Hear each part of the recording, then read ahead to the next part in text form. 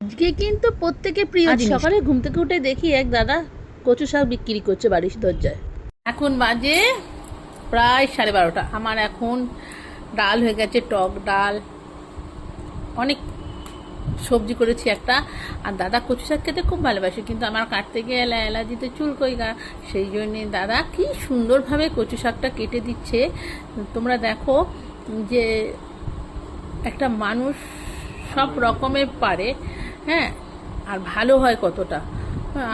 আমি নিজে পার করানোর জন্য বলছি না, সত্যি সত্যি বলছে। দেখো নিখুঁতভাবে কচু শাকটা কি সুন্দর করে কাটছে, দেখেছো? বলবে এটা কে করেছে, কার বাড়িতে এরকম এত ভালো দাদা আছে? শুধু দাদাকে দেখাতে পারছি না, কিন্তু দাদা কচু শাক খাবে বলে ডালও ভিজিয়ে দিয়েছে। না না, সত্যি সত্যি মানুষটা খুব ভালো গো। একটু একটু দেখাচ্ছি, সত্যি ভালো ভালো বললে ভালো হয়। দেখতে পেলে দাদা কি সুন্দর কচু শাকটাকে ছোট ছোট পিস করে গা থেকে ছালগুলো ঝাড়িয়ে পরিষ্কার করে রেখে দিয়েছে। এদিকে মুসুর ডালটাকে একটু ভিজিয়ে দিয়েছিলাম, যেহেতু মটর ডালটা ছিল না আর ভেজাতেও সময় লাগে, নারকেলও ছিল না, তাই ডালটা ভেজানো হয়ে গেছিলো। আর তার সঙ্গে রসুন, লঙ্কা আর একটু আদা দিয়ে পেস্ট করে দিলাম। আর এদিকে দাদা কচু শাকটাকে আরেকবার ভালো করে ফাইনাল, আমি বললাম না আমি হাত দিলে গাছ অ্যালার্জিতে চুলকোই, ভালো করে ধুয়ে নিয়ে কড়া পর্যন্ত দাদার কাজ। দাদা কড়াতে দিয়ে দিল, আর তার সঙ্গে একটু অল্প করে নুন আর একটু জল দিলাম, যেহেতু কড়াটার তলাটায় যাতে না ধরে নেয়। আর সব কচু শাকগুলোই কড়াতে আটকে গেছিলো পরিষ্কার।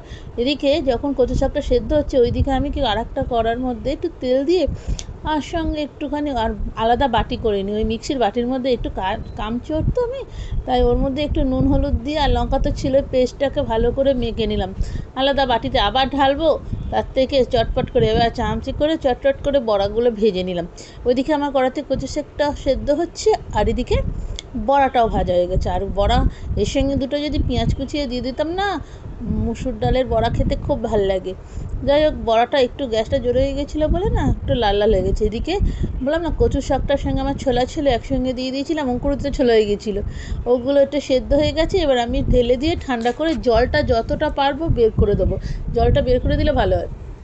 আর এবার কড়া বসিয়ে তাতে তেল দিয়ে কালো জিরে, কচু শাক করলে আমি কালো জিরে রসুন লঙ্কাই দিই, অনেকগুলো লঙ্কা দিয়েছি যাতে শাকটা একটু মানে কচু শাকটা একটু ঝাল ঝাল খেতে ভাল লাগে। হয়ে গেছে সব ভাজা।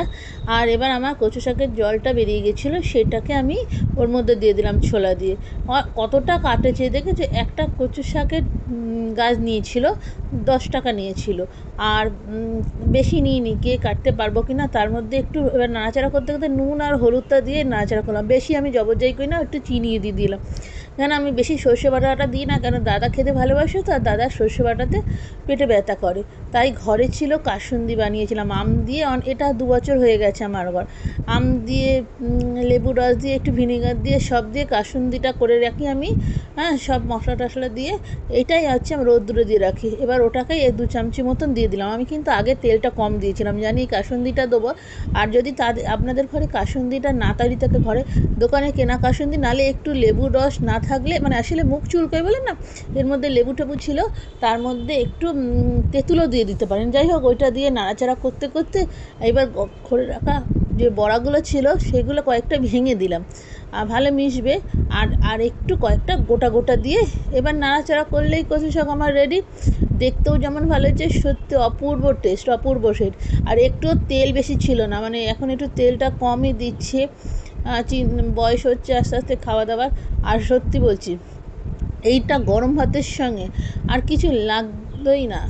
আর হয়ে গেল কচু শাক। হ্যাঁ, কচু শাক একটু ঠান্ডা করেই খেতে হয়।